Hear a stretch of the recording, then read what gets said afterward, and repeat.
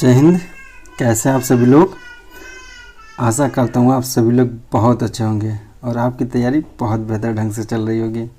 चलिए देखिए, आज हम लोग बायो का एक बहुत इंटरेस्टिंग टॉपिक जिसका नाम है रिस्पिरेटरी सिस्टम, उसका पढ़ाने चल रहे हैं। ठीक है, ये टॉपिक बहुत इम्पोर्टेंट है और इसमें से 2-4 क्वेश्चन हमेशा हर एग्ज़ाम में आपको मिलता है। चलिए ज़्यादा टाइम वेस्ट न करते हुए हम आपको बताते हैं कि रिस्पिरेटरी सिस्टम होता क्या है। ठीक है, चलिए देखिए, नाम क्या है, रिस्पिरेटरी सिस्टम। सिस्टम का मतलब क्या होता है? सिस्टम का मतलब होता है तंत्र, यानी कोई भी चीज़ किस चीज़ से मिलकर बनी होती है उसी को कहते हैं तंत्र। मतलब जो छोटी छोटी चीज़ें जो छोटी छोटी चीज़ों से मिलकर बनी रहती है उसी को कहते हैं क्या? तंत्र। तो सिस्टम का मतलब है रिस्पिरेटरी सिस्टम। सिस्टम का मतलब समझ कई चीज़ों का मिलकर बना होना। तो रिस्पिरेटरी सांस लेने में जो छोटी छोटी चीज़ें सहायक होती हैं उसी के बारे में हमको पढ़ना है। जैसे वैसे अंग जो हमें सांस लेने में मदद करता है उसी के बारे में हमको पढ़ना है। तो रिस्पिरेशन में सबसे बड़ा होता है ब्रीदिंग। ठीक है, सबसे बड़ा क्या होता है कि रिस्पिरेशन में सबसे बड़ा होता है ब्रीदिंग। तो ब्रीदिंग को हिंदी में क्या कहते हैं? श्वास। मतलब क्या होता है? सांस का अंदर लेना और बाहर छोड़ना, दोनों क्या होती है? ब्रीदिंग। ठीक है, हम जब सांस लेते हैं और सांस छोड़ते हैं तो ये दोनों क्या हो गई? ब्रीदिंग के अंतर्गत ये दोनों का हम लोग आते हैं। ठीक है, अब देखिए, इनहेलेशन मतलब निश्वसन। इन का मतलब होता है अंदर, मतलब में। तो इनहेलेशन में हम लोग क्या करेंगे? सांस को अंदर लेंगे। और एक्सहेलेशन में क्या करेंगे? सांस को हम लोग बाहर छोड़ेंगे। एक्स मतलब क्या होता है? बाहर, और इन का मतलब होता है अंदर। ठीक है, तो इसमें इसको हिंदी में कहते हैं निश्वासन और इसको कहते हैं निश्वसन। ठीक, सांस का अंदर लेना इनहेलेशन कहलाता है और सांस का बाहर छोड़ना एक्सहेलेशन कहलाता है। चलिए देखिए, अब निश्वसन मतलब सांस जब हम लोग अंदर लेते हैं तो उसमें क्या क्या लेते हैं और हम लोग जब सांस में बाहर को छोड़ते हैं तो उसमें क्या क्या बाहर छोड़ते हैं। तो जैसे हम लोग जानते हैं कि वायुमंडल में नाइट्रोजन 78% होता है और ऑक्सीजन 21% होता है। हाँ, तो जो हम लोग सांस अंदर लेते हैं तो नाइट्रोजन 78% ले लेते हैं और ऑक्सीजन भी 21% ले लेते हैं। बट देखिए, जब हम लोग बाहर जब सांस छोड़ते हैं तो नाइट्रोजन 78% है, इसके हम लोगों के शरीर में कोई काम नहीं रहता। इसलिए जितना लेते हैं इनहेलेशन में, जितना नाइट्रोजन लेते हैं, एक्सहेलेशन में बाहर 78% लेते हैं, 78% छोड़ देते हैं।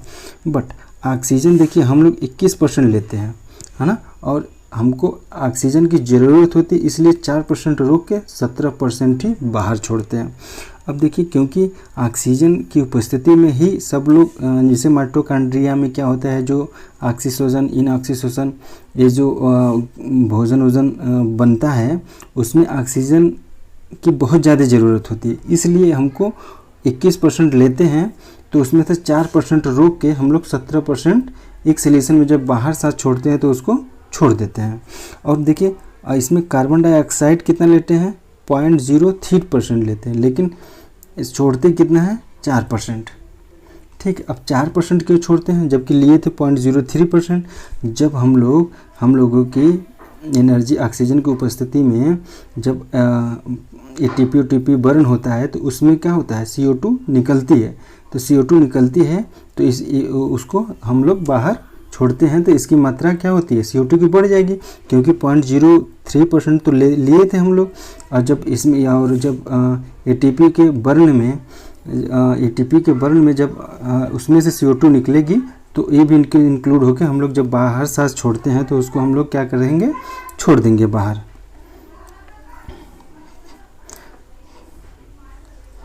चलिए नेक्स्ट देखते हैं, ब्रीदिंग ऑर्गन मतलब श्वसन अंग। अब देखिए, ब्रीदिंग ऑर्गन श्वसन अंग में क्या? मानव सांस किस अंग से लेता है? नाक से या मुंह से? न तो नाक से लेता है न तो मुंह से लेता है। हम सांस लेते हैं फेफड़ों से। नाक और मुंह सांस लेने का एक मार्ग है, रास्ता है। ठीक है, जैसे सभी मैमल्स जो होते हैं सांस किससे लेते हैं? फेफड़े से लेते हैं। मेमल्स का मतलब होता है मेल और फीमेल दोनों। फीमेल का मतलब स्तन ग्रंथियों से है जो 12 साल के बाद एक्टिव हो जाती है। अब देखिए फिश कैसे सांस लेती है, तो मछली जो होती है गिल्स से लेती है, गलफड़े या ग्लोम से लेती है। और मेढक देखिए सांस कैसे लेता है, मेढक 3 तरह से सांस लेता है, बिकॉज इसकी 3 अवस्थाएं होती है इसलिए 3 तरीके से ये सांस लेती है। जब ये टेडबोल या बच्चा रहता है तो गिल्स से सांस लेता है, और जब यंग होता है तो लंग्स से सांस लेता है, और निष्क्रिय अवस्था में स्किन से सांस लेता है। जब बरसात ख़त्म हो जाती है, जैसे बरसात के दिनों में मेढक क्या होते हैं ऊपर आ जाते हैं, लेकिन जब बरसात ख़त्म हो जाती है तो वो ज़मीन के अंदर चले जाते हैं। जब ज़मीन के अंदर चले जाते हैं तो वहाँ ऑक्सीजन की बहुत कमी हो जाती है ना। तो ऑक्सीजन की कमी हो तो वो अपनी पूरी स्किन से ही फैला के सांस लेते हैं। जैसे मेढक ज़मीन के अंदर चले जाते हैं और वहाँ क्या हवा की कमी रहती है, इसलिए यह पूरी स्किन से सांस लेने लगता है। ठीक है, चलिए नेक्स्ट देखते हैं। अन्य किसी भी रास्ते से सांस लीजिए वह जाएगा फेफड़े में। आप किसी भी रास्ते से सांस लेंगे तो लास्ट में जाएगा कहाँ, फेफड़े में। अब देखिए इंसेक्ट कैसे सांस लेता है, इंसेक्ट ट्रेकिया से सांस लेता है। अब ट्रेकिया क्या होता है, ऐसे जैसे श्वास नली होता है ना, यहीं पर एक होल होता है, इसी को बोलते हैं ट्रेकिया। जैसे हम लोगों को में नाक होता है, वहाँ पर होल ऐसे रहता है, तो ये श्वास नली नाक में नहीं, ये श्वास नली के पास में ही एक होल होता है, वहाँ उसको बोलते हैं ट्रेकिया। तो इंसेक्ट जितने भी होते हैं ट्रेकिया से सांस लेते हैं। एक क्वेश्चन पूछता है कि इंसेक्ट कहाँ से सांस लेते हैं, तो ट्रेकिया से। मच्छर, खटमल, मधुमक्खी, बिच्छू, कॉकरोच, ये जितने भी कीट हैं ट्रेकिया से सांस लेते हैं। देखिए जितने भी प्रोकैरियोटिक जीव होते हैं वे विसरण द्वारा सांस लेते हैं। अब देखिए इसमें क्या है, प्रोकैरियोटिक जीव और विसरण। तो प्रोकैरियोटिक का मतलब होता है कि प्रोकैरियोटिक मतलब पहले की कोशिका, जिसमें अमीबा, यूग्लिना जो अनडेवलप्ड है, अमीबा, यूग्लिना, नीले हले शैवाल एक्सेट्रा, वो क्या करते हैं, विसरण द्वारा सांस लेते हैं। प्रोकैरियोटिक का मतलब आप समझे, जो कुछ अनडेवलप्ड होते हैं, जैसे हम लोग का में क्या है डेवलप्ड सेल है, बट प्रोकैरियोटिक में हम लोग क्या आएंगे, यूकैरियोटिक में आएंगे। जो डेवलप्ड से होते हैं सेल होते हैं उसको यूकैरियोटिक बोलते हैं, और जो अनडेवलप्ड होते हैं उसको प्रोकैरियोटिक जीव बोलते हैं। जैसे अमीबा हो गया, यूग्लिना होगा, नीले हरे शैवाल हो गए, ये विसरण द्वारा सांस लेते हैं। अब विसरण क्या होता है, विसरण होता है जैसे अपने शरीर को ऐसे फुला देंगे, इसमें हवा भर लेंगे, फिर उसको स्किन से अंदर ले लेते हैं, इसी को कहते हैं विसरण। अपने शरीर को फुलाते हैं और पचकाते हैं, जो बीच में हवा आ जाती है उसी से सांस ले लेते हैं। ठीक है, अब देखिए मानव में कैसे सांस लेते हैं।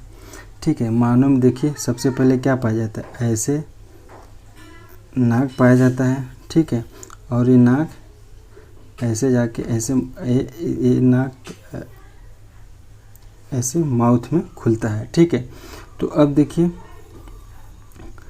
नासा छिद्र, तो ये जो वहाँ पर स्टार्टिंग में छिद्र पाया जाता है उसको नासा छिद्र बोलते हैं। और नासा कपाट क्या होता है, नासा छिद्र तो समझ गए, जो स्टार्टिंग का होता है छेद उसको नासा छिद्र बोलते हैं। और नासा कपाट क्या होता है, तो ये जहाँ से अंदर से मुंह में खुलता है ये रास्ता को नासा कपाट बोलते हैं। जहाँ खुलता है उसको फेरिंग से बोलते हैं। ठीक है, ग्रासनी बोलते हैं। नासा कपाट होती है, जो कपाट होती है मतलब जो ये लंबा का होता है, जो रास्ता होती है छिद्र से लेकर मुंह के बीच की जो रास्ता होती है उसी को बोलते हैं नासा कपाट। और जहाँ खुलता है मुंह के अंदर उसको बोलते हैं ग्रासनी। मुंह के अंदर का होल जो होता है जहाँ पर ये नासा कपाट जाके अंदर खुलता है उसी को बोलते हैं क्या, फेरिंग्स। और देखिए लैरिंग्स, अब देखिए लैरिंग्स है, ट्रैकिया है, ब्रोंकाई, ब्रोंक्यूलेस, ये सब का मैंने आपको नासा छिद्र बता दिया। ठीक है, नासा कपाट बता दिया। और देखिए फेरिंग्स, मुंह के अंदर का होल जहाँ नासा छिद्र और नासा कपाट, ये नासा कपाट का लास्ट पार्ट होता है जहाँ पर ये नासा कपाट जाके मुंह के अंदर जो खुलता है। जैसे हम लोग अंदर लेते हैं नाक से सांस, तो मुंह, एक नाक का छिद्र जाके मुंह के अंदर खोलते हैं, उसी को कहते हैं हम लोग क्या, फेरिंग्स। ठीक है। अब देखिए लैरिंग्स। लैरिंग्स मैंने फिगर से आपको बताया था। देखिए ये क्या होगा, आपको यहाँ पर ये फेरिंग्स हो गया, एक मिनट, ये आपका फेरिंग्स हो गया। ठीक। और लैरिंग्स हम लोग जो इसे गांव में कहते हैं ठोड़ी। ठीक है। यहीं से जहाँ से हम लोग, यहीं से जहाँ पर हम लोग ठोड़ी निकला रहता है गला के पास, हाँ, जहाँ से हम लोग आवाज़ निकलती है, उसी को कहते हैं लैरिंग्स। ठीक है। और उसी के नीचे ट्रेकिया पाया जाता है, यहीं पर ट्रेकिया, जिससे इंसेक्ट क्या करते हैं, सांस लेते हैं। हाँ, यहीं पे छोटा सा छेद होता है, छिद्र होता है, इसी कहते हैं ट्रेकिया, जिसे मैंने ऊपर बताया था इंसेक्ट सांस लेते हैं। ठीक। चलिए ऊपर देख लेते हैं थोड़ा सा। अब फिर नेक्स्ट क्या है, अब देखिए लैरिंग्स मैंने बता दिया। ठीक। और जिसे देहाती की भाषा में लैरिंग्स, देखिए लैरिंग्स मैंने बता दिया, ठोड़ी। ठीक। और फिर आगे क्या है, ट्रेकिया। देखिए ट्रेकिया आगे जाकर दो भागों में बढ़ जाती है। हाँ, ट्रेकिया मैंने बताया था, ये वाला ट्रेकिया क्या होती है, ये ट्रेकिया बताया था, जो लैरिंग्स के नीचे का पार्ट होता है ट्रेकिया। ठीक है। और यहीं आगे जाके दो भागों में, ये जैसे ट्रेकिया हो गया तो ये आगे दो भागों में बढ़ जाती है, जिनमें एक भाग को बोलते हैं ब्रोंकाई। ठीक है। इसको क्या बोलते हैं, ब्रोंकाई। ठीक है। और ब्रोंकाई, हाँ, ब्रोंकाई बोलते हैं। अब ब्रोंकाई क्या होते हैं, अब ब्रोंक्यूलेस। देखिए ब्रोंकाई मैंने बता दिया, जो ट्रेकिया आगे दो भागों में बढ़ जाता है तो एक को ब्रोंकाई बोलते हैं, इसको भी ब्रोंकाई बोलेंगे और इसको भी ब्रोंकाई बोलेंगे। और देखिए ब्रोंकाई से छोटी छोटी नली निकली रहती है, जिसे ब्रोंक्यूलेस कहते हैं, ब्रोंक्यूलेस कहते हैं। ये देखिए जो पतली पतली नली होती है ना, इसी पर देखिए इसको कहते हैं ब्रोंक्यूलेस। मैंने बता दिया ये ट्रेकिया हो गया, ट्रेकिया। एक बार फिर से देखिए, एक बार फिर से देखिए, देखिए मैंने बताया ये ट्रेकिया हो गया। अब ये देखिए ब्रोंकाई हो गया, ये ब्रोंकाई हो गया। अब देखिए ब्रोंकाई से ये जो पतली पतली नली निकली है, इसी को बोलते हैं क्या, ब्रोंक्यूलेस बोलते हैं। ठीक है। इसको क्या बोलते हैं, ब्रोंक्यूलेस बोलते हैं। इसको क्या बोलते हैं, ब्रोंक्यूलेस। यानी ब्रोंकाई से जो पतली पतली नली निकली रहती है उसको बोलते हैं ब्रोंक्यूलेस। अब ब्रोंक्यूलेस पे ही एक गुच्छा पाया जाता है। ठीक है। ब्रोंक्यूलेस पे ही गुच्छा पाया जाए, जिसे वायु कोष्ठक या एल्वोली कहते हैं। ठीक है। देखिए मैंने लिखा भी है, ब्रोंक्यूलेस क्या आता है, ब्रोंकाई से छोटी छोटी नली निकली रहती है, जिसे ब्रोंक्यूलेस कहते हैं। और एल्वोली क्या होता है, ब्रोंक्यूलेस के मुंह पर गुच्छा पाया जाता है, जिसे वायु कोष्ठक या एल्वोली कहते हैं। ठीक है। अब देखिए आगे क्या है, इन सब का बाउंड्री बना देंगे तो आपको बन जाएगा क्या, फेफड़ा। देखिए एक लैरिंग्स हो गया, फेरिंग्स हो गया, ट्रेकिया। ट्रेकिया क्या करेगा, ये ट्रेकिया हो गया, ट्रेकिया आगे दो भागों में बढ़ जाएगा, जिसे एक भाग को हम लोग क्या बोलते हैं, ब्रोंकाई बोलते हैं। इसको भी क्या बोलेंगे, ब्रोंकाई बोलेंगे। ठीक। अब ब्रोंकाई से ये जो पतली पतली नसें हैं, इसको हम लोग क्या बोल देंगे, ब्रोंक्यूलेस। ठीक है, ब्रोंक्यूलेस। ये जो पतली पतली नसें हैं, इसको बोल देंगे ब्रोंक्यूलेस। ठीक है। इधर भी क्या हो जाएगा, ये पतली पतली नसें क्या हो जाएगी, ब्रोंक्यूलेस। अब ब्रोंक्यूलेस के ही मुंह पे गुच्छा पाया जाता है, जिसको बोलते हैं एल्वोली या वायु कोष्ठक। फाइनली सांस यहीं पे जाके स्टोर होता है। ठीक है। इसी एल्वोली में ही सांस स्टोर होता है, यही एल्वोली में जो ब्रोंक्यूलेस के किनारे पे पाया जाता है, सांस इसी में जाकर स्टोर हो जाता है। तो फाइनली सांस एल्वोली में जाता है। अब देखिए, अब यहीं से एल्वोली के पास से ही पतली पतली नसें गुजरी रहती हैं, जिसमें ब्लड पंप करता है। अब यहाँ पर ब्लड जाएगा, जब ब्लड जाएगा तो ब्लड क्या, ब्लड यहाँ पर ऑक्सीजन है तो ऑक्सीजन ले लेगा ब्लड और कार्बन डाइऑक्साइड दे देगा। फिर यहीं से होते होते फिर ये बाहर से ऐसे हम लोग बाहर इसको कर देते हैं। अब बाकी का पार्ट आगे मैं बताऊंगा। अभी तक आप लोग इसको अच्छे से समझ गए होंगे, आशा करता हूँ। आप लोग इसको अच्छे से रिवाइज करिए। ठीक है। चलिए आप लोग स्वस्थ रहिए, मस्त रहिए और हंसते मुस्कुराते रहिए। आगे का पार्ट नेक्स्ट वीडियो में देखेंगे। Thank you.